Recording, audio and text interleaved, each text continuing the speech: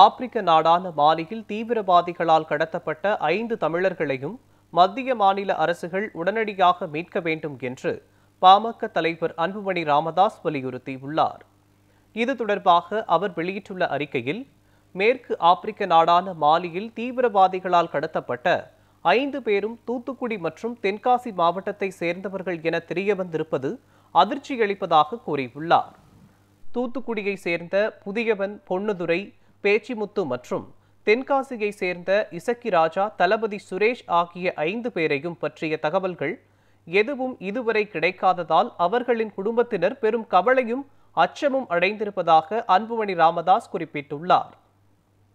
மாலி நாட்டில் இராணுவ ஆட்சி நடைபெற்று வரும் நிலையில் அதன் அதிகாரிகளை தொடர்பு கொண்டு தீவிரவாதிகளுடன் பேச்சு நடத்தி 5 தமிழர்களையும் விரைந்து மீட்க மத்திய மாநில அரசுகள் நடவடிக்கை எடுக்க வேண்டும் என்று அவர் வலியுறுத்தியுள்ளார்.